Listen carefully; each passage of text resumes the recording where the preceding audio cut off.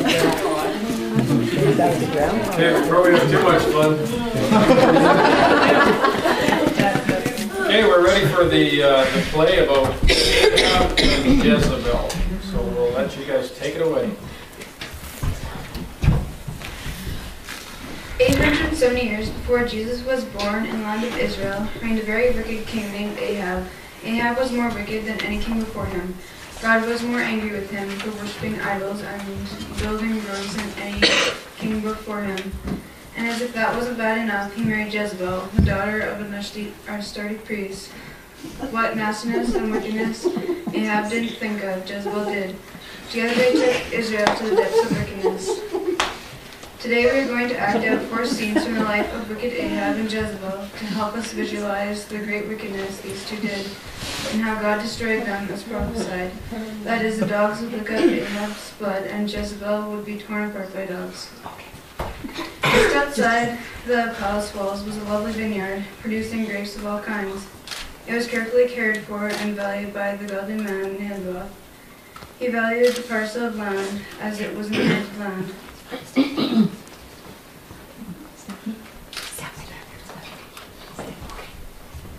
Come right out to the center here.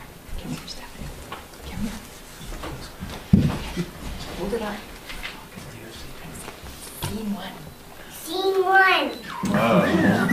Okay.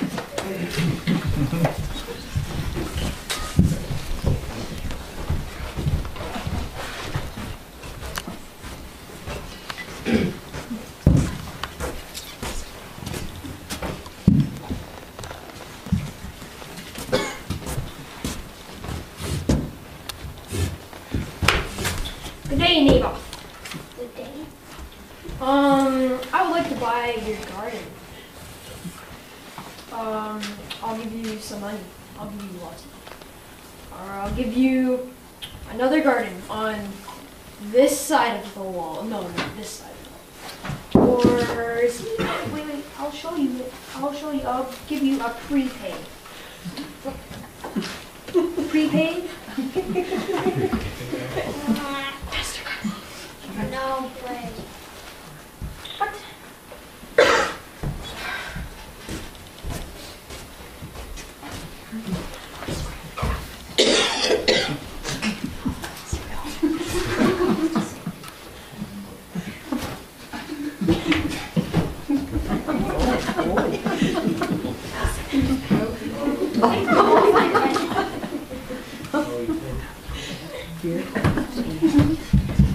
Really upset.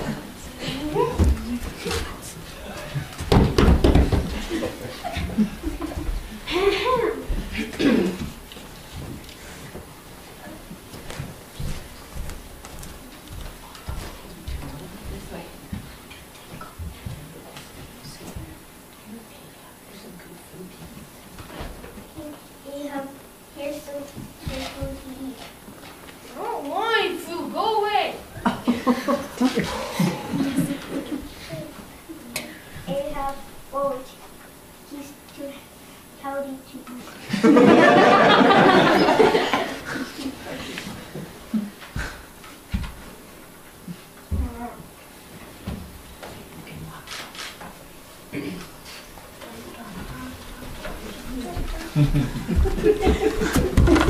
Ahab was upset.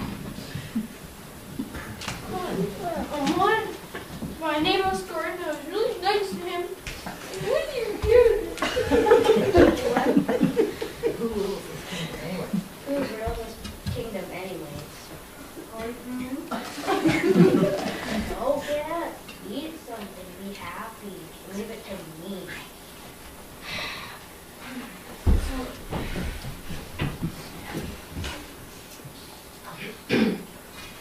Servant, I need some food.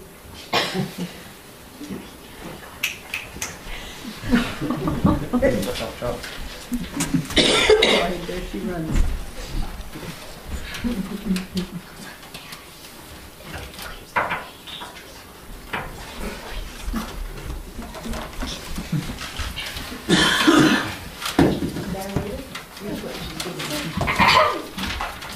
King Jezebel writes letters and distributes them throughout the land for a feast.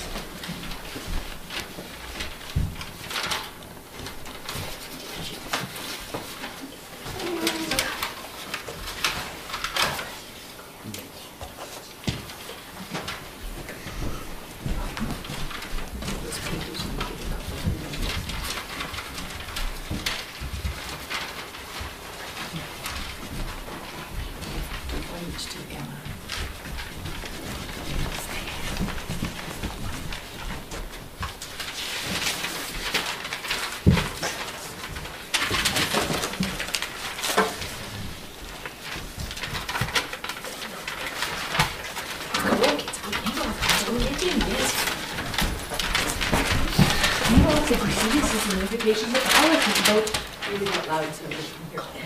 It's about how you're going to be honored for having this awesome garden and caring for it so Great. Yes.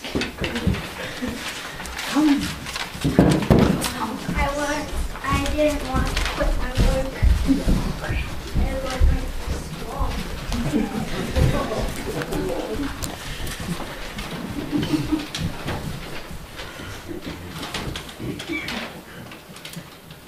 We are here today, ladies and gentlemen, to honor the good man Naboth, who carefully tends to his great garden every day and is a very God-fearing man. and an honest man too.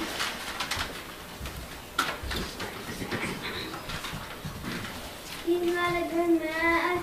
I heard him say God isn't real. Yeah, and I heard him say Ahab is a worthless king.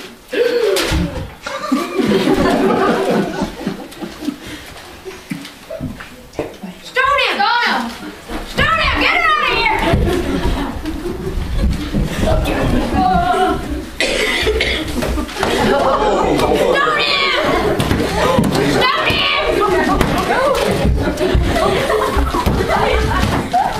Stone him dead!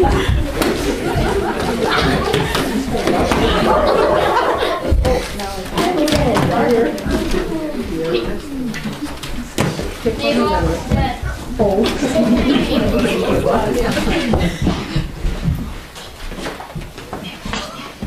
Brothers to news. Queen Jezebel.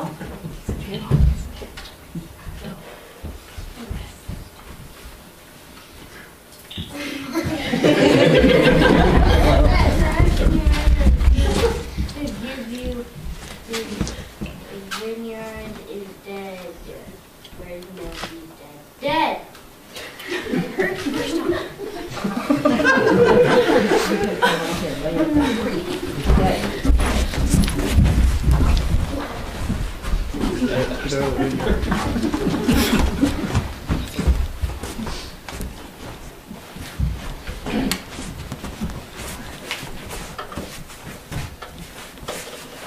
Have you killed Naboth and taken possession of his garden already?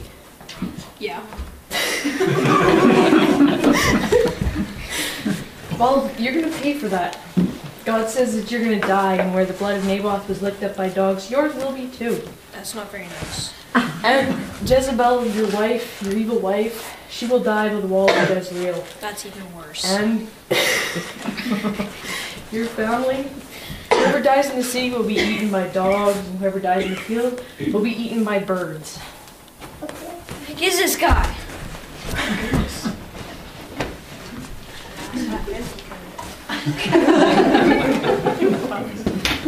End of scene 1.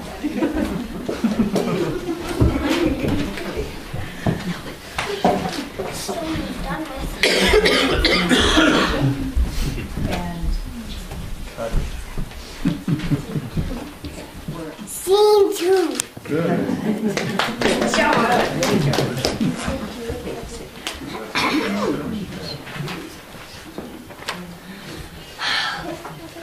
Come here, come here.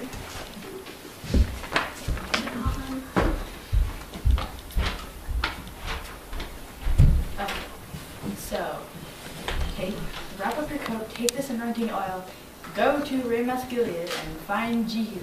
Okay, Jehu. I'm not pretty sure. And anoint him king over Israel. And when you're done, run for the door and get out of there as soon as you can and don't stop for anything. Yeah, whatever. yeah, new version. Yes. I have an errand for you, Captain. Which one of us? You.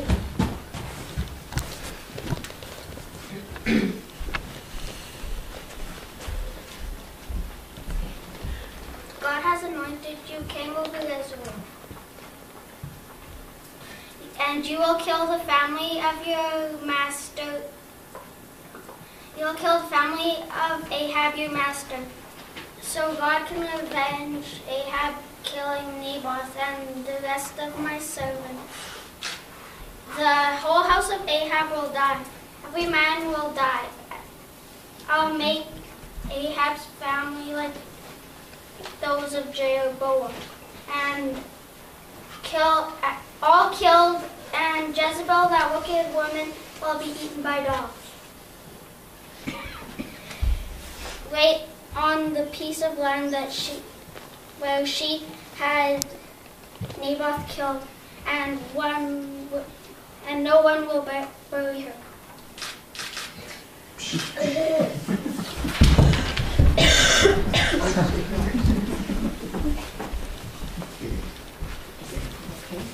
So what happened? Is everything all right? Is everything good? What's going on? Oh, you know how crazy that guy is. No? No, why is he so crazy? He anointed me king over Israel. No, really? Awesome. Yes, then better do this.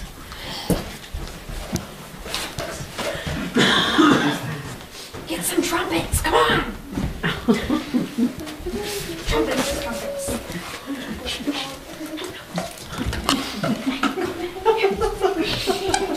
Everybody stand up. Okay, you ready? 1, 2, 3. Jesus!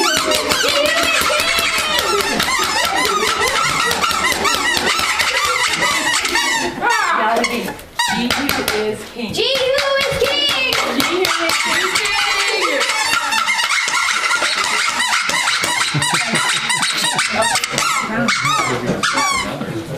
End of scene 2.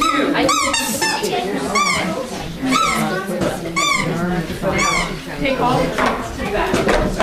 Take the trumpets to the back. Scene 3.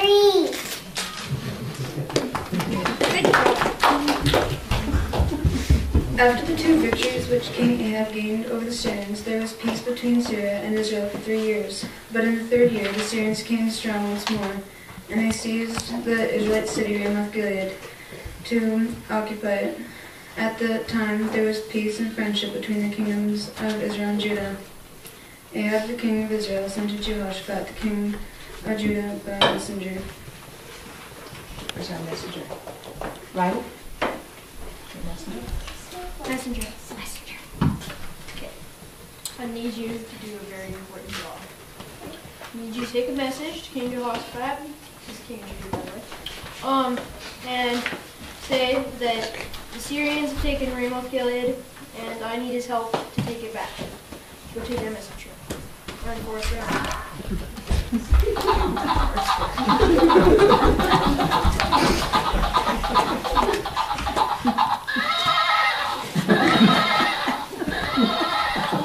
Wants you to fight with him against Assyria. Syria. Will you go fight that? Will you go fight with him? Yes, tell Ahab that my soldiers will fight along his soldiers and my horses will fight along his horses.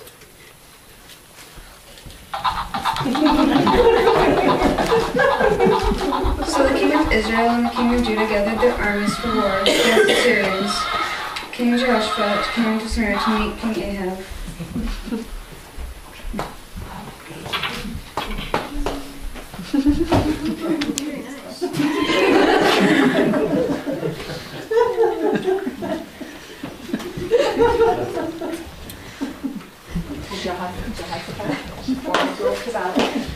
Before we go out to battle, we should see what a prophet of God says. Okay. Prophets. I need some prophets. What's prophets? So if I go to take Ramoth-Gilead, am I going to die, or am I going to take it and am I going to kill him?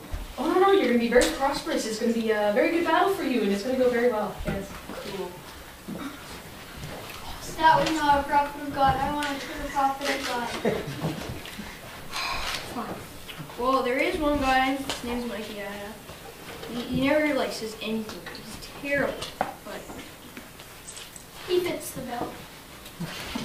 fine. Micaiah.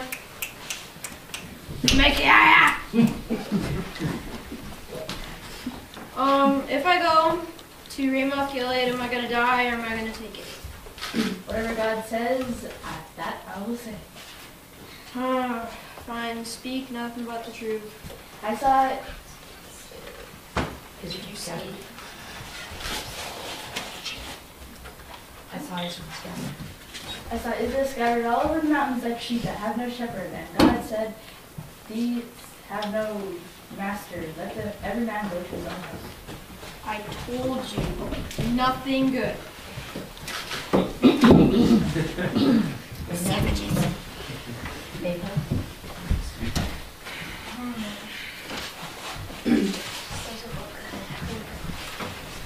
gonna die. Guards, throw my guy out! Give him nothing but bread and water. Hear this If Ahab comes back in peace, then God has not spoken bad of you. Take her out. I'll stop you.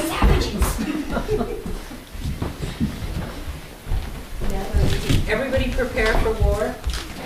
So the kings of Israel and Judah led their armies across the river Jordan up the mountains on the east to battle at Ramoth Gilead.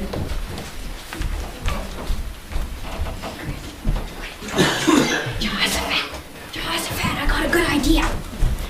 Okay, you dress up in the king stuff, and you can be like the commander, and I'll just be a soldier. Good idea, right? Fine. Thank you. Now the king of Syria had given word to all his captains to look out especially for the king of Israel, and to fight and kill him, even if they killed no other man. And the Syrians and the Israelites and the I need someone to help children me of go my Judah armor. engaged in battle. Thank you.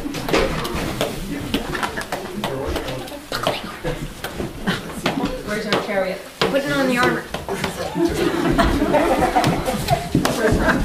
We have a bit slow of an army. Hey, that's mine. My size. Good now. Bring my chariot. Bring my sword. Where's your horse? Where's my sword? What is your problem? I need a sword.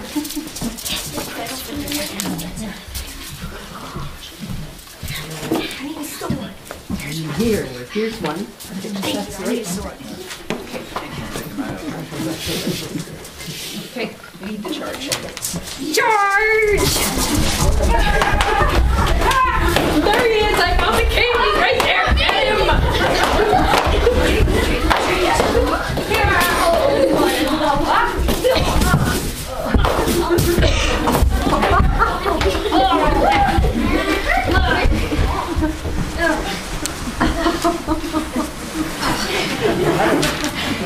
My advice to Ahab you. was badly wounded, but they held him up in his chariot, so the men wouldn't see him fall.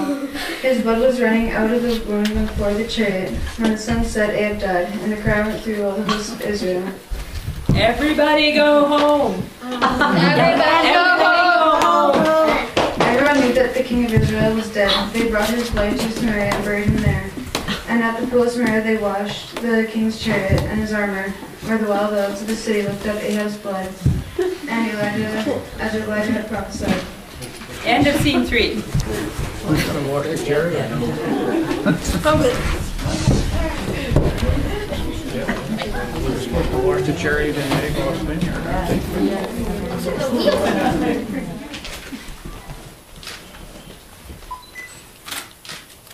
Scene 4. Ahab's son Joram ruled over Israel. He was as wicked as his father, the king of Judah.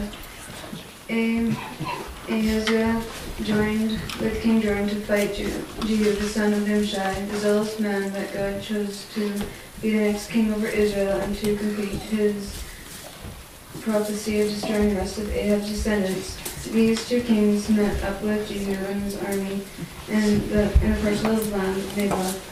Seeing that Jews come to kill, they fled, but Jehu drew his bow with all strength and shot the arrow that hit Joram's heart, and he sinks down dead in his chariot.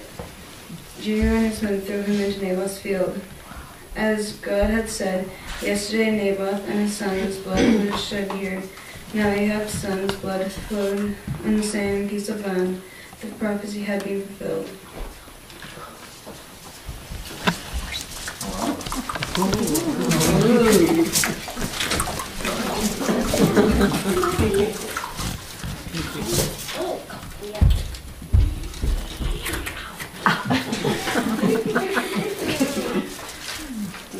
Did Zimri have any piece of guy that killed him? Who is on the Lord's side? Throw her out.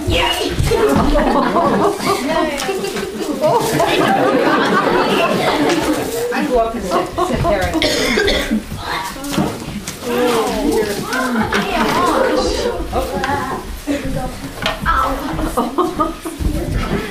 You're going to disappear off this. Sword. Your hands are they're only there. Jehu and your captains?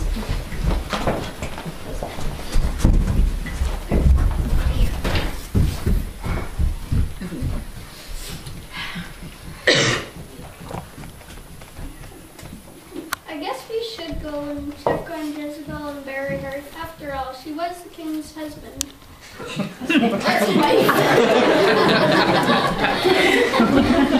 I guess so.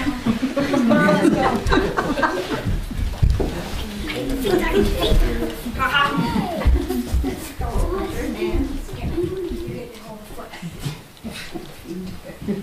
This is all we found.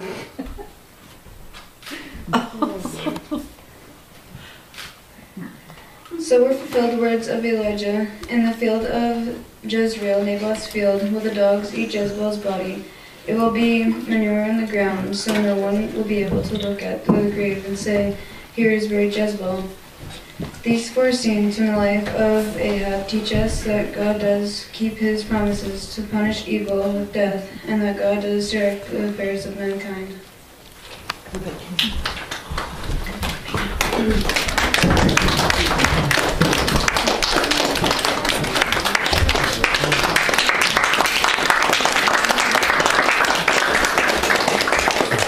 Thank you. Thank you.